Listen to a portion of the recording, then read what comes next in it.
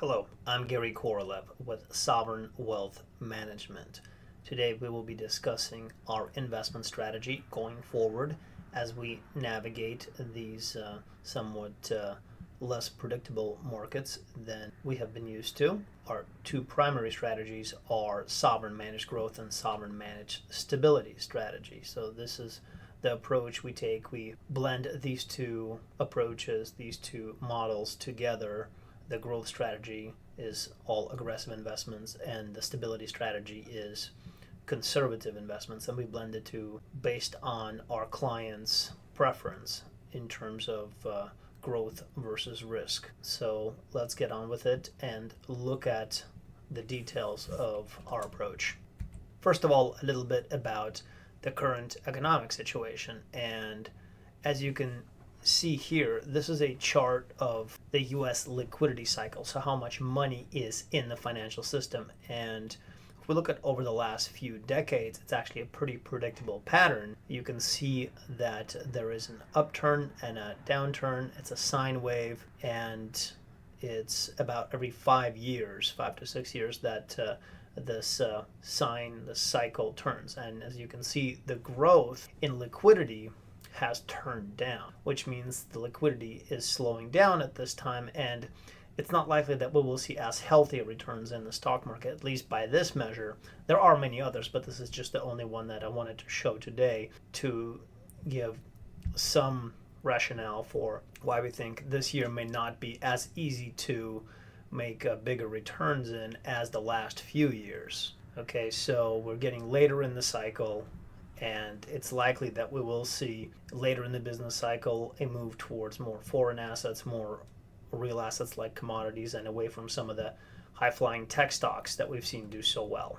So what is our approach to investing in the growth strategy? It's thematic, meaning we have a few themes that our view is are going to outperform over the next foreseeable future, and these are the themes that we're looking for opportunities in. Real assets, so tangible assets like commodities that are likely to outperform in a relatively higher inflation scenario. Wars also cause inflation. Then we have new energy and traditional energy sources, as this whole new AI and reindustrialization build out is going to really be taxing on the current energy infrastructure. Then we have global international investments, as well as venture markets, how we're getting clients exposed to some startups for a small portion of the portfolio, but in a liquid form instead of locking the money up in a venture fund. And then we have digitization and artificial intelligence, which is still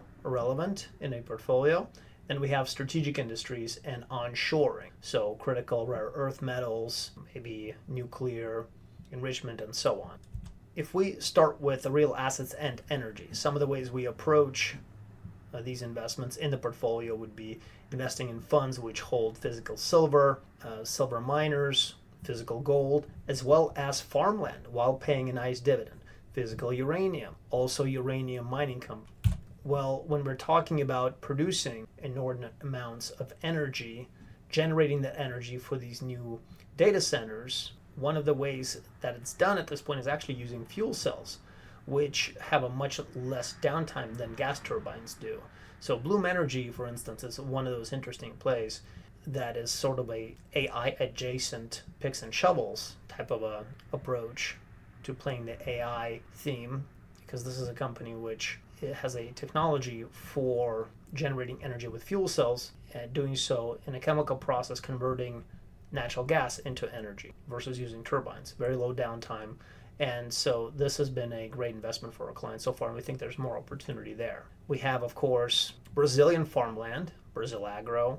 We have, which is a real asset as like a commodity because it's farmland. Then we have the nuclear tech ETF. We have Copper Mine, which is the Oracle Resource Group, which is also part of our venture portfolio. So several of these themes actually intersect and overlap, which is what you want to see, because if you're wrong about one theme, another theme may intersect that actually does well, and that still helps the portfolio outperform. And then we have something more traditional like pipelines in the Energy Infrastructure Fund. In the digitization and innovation theme of the portfolio, we have Bitcoin, we have Ethereum, we have a fund which invests in stocks that are part of the crypto theme, such as exchanges and so on. Galaxy Digital, which you could compare to something like a more traditional Goldman Sachs, but for the crypto space. And then we have a fund which actually invests in Tesla plus Tesla options. So these are some of the ways we're looking at the innovation and tech part of the portfolio. Even though we think that tech maybe is not going to do as well this year as it did last, it's still an area which we want to be strategically invested in. Another few ways we're looking at innovation and digitization in the portfolio. Robinhood, which is a company that specializes in innovative solutions for investing, and you could compare them to a Schwab or a Fidelity, but a much more dynamic company which brings on a lot of new technologies and is not afraid to try and fail and has proved a lot of success in doing so. AppLovin, which is a company which uses AI to properly place ads among other lines of business. And then we have Astera Labs, and again, Bloom Energy is also in the innovation space as well as the energy space and AI. I would, again, intersect those themes with this company. There's a little international investments as well as venture markets. So international, we have the Europe Fund, FEP.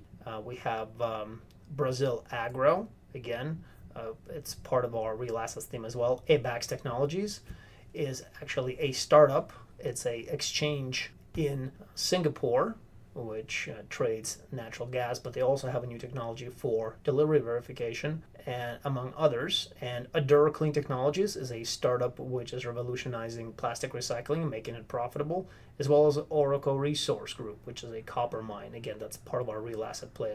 These ABAX, Adur, as well as Oracle, along with Plurilock and others, they are part of our venture portfolio. Again, these are liquid companies, but they trade, most of them, on the Toronto Venture Exchange. And so we don't have to hold these stocks or hold these startups in a very long-term fund, like a venture fund out of Silicon Valley or something. We can just buy and sell these as needed. So it gives our clients exposure to the future economy, so to speak, to some startup. Certainly these can be very volatile, and some of them do go under, but that's why they're a very small portion of the portfolio to give our clients that potential exposure. Then we have Plurilock, a cybersecurity company. We have Mercado Libre, which is the Amazon of South America. You could compare it to, we have the India Fund, we have emerging markets, as well as the developed markets fund that's looking at countries in Europe as well as Japan versus emerging markets or those newer economies. And once we start seeing, as we did last year in 2025, that international and emerging outperforms, it usually lasts several years. And as companies or as countries start pulling assets and capital out of the U.S. to reinvest in their own economies, given the new geopolitical strategy that is being deployed by the United States, that is helping those foreign markets perform well as well. We also have Deutsche Telekom for the new digital infrastructure build out in Europe, as well as Amerisports, which is more of a, for diversification, an apparel company out of Europe, which is doing very well in the US and abroad as well. And then TransAlta Corp is actually a utility out of Canada, which is part of our international as well as our AI infrastructure play, because they're a utility in Alberta, which is likely to benefit from the new build out of data centers up there in Canada as well. And then if we're looking at strategic industries, so critically important to the United States as a superpower, we have Rocket Lab and AST Space Mobile. Again, these companies are the leaders in aerospace technology. For instance, AST Space Mobile is sending up satellites to enable cell phone service through space instead of using cell phone towers. That's pretty revolutionary. Rocket Lab, of course, is a competitor to SpaceX. We have American Industrial Renaissance Fund, which has pretty consistently beaten the US large cap market. So it's very rare, I would say, for a fund in the small cap space to beat large caps and tech stocks. But this fund has consistently done so, because clearly there is a rebuild of US industry going on. Maybe slower than many would like, but it is happening. And this is a fund which takes advantage of it. Then we have uranium-related investments. Again, Centrus Energy, uranium enrichment. We have uranium mining, and Nuclear Renaissance Tech Fund.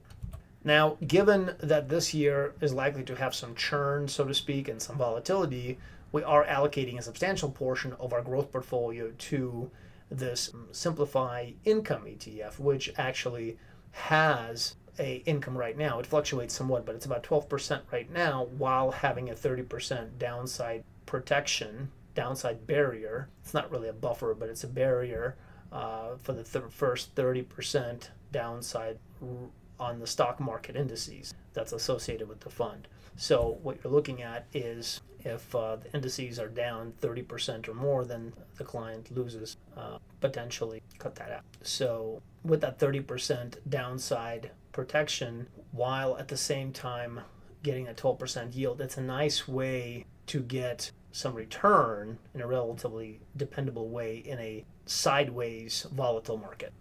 Now let's look at our sovereign managed stability strategy. So for more conservative clients, or for clients who are moderate, who don't want all their money invested in our more aggressive growth strategy, we'll blend it with this managed stability strategy. And the assets we have in it, and why we named it stability instead of just fixed income or bonds, because we are using some creative ways to produce steady returns while reducing interest rate risk. So we have the simplified enhanced income fund, which invests in higher yielding bonds, but the higher quality of the high yield space. Then we have the Calmos laddered structured fund, which actually invests in the S&P 500 but provides downside protection. So you could get up to that 10-12% on the upside, or maybe 7-12% depending on which vintage you buy.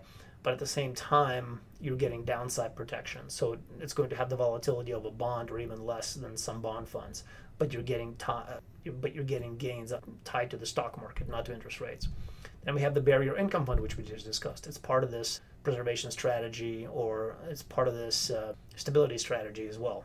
And then we have the Bitcoin structured alt fund. Now that sounds crazy. If you have a stability strategy, why you would have Bitcoin in it? Well, this fund actually protects 100% of the downside of potential Bitcoin losses if you hold the fund for the year to maturity.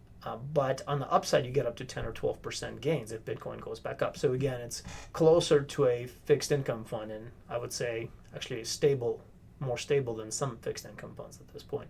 Then we have that more traditional opportunistic fixed income ETF, which is going to give us exposure to a pretty decent yield in the bond space overall. And we have Simplify MBS fund, which actually is holding newer vintage, higher yielding mortgages, which have come out post-COVID and post the rise in yield, which is much better than what we can see from a traditional older mortgage-backed securities fund. And then we have the buffered gold as part of the strategy as well, where you're getting downside protection on exposure to gold, but at the same time you're getting some upside tied to gold as well. So very diversified ways of getting a relatively safe, stable yield in the stability portfolio to counteract the growth, but the potential volatility in the growth strategy. So that's going to be it for today's overall overview of our strategies. And if you have questions, please let us know.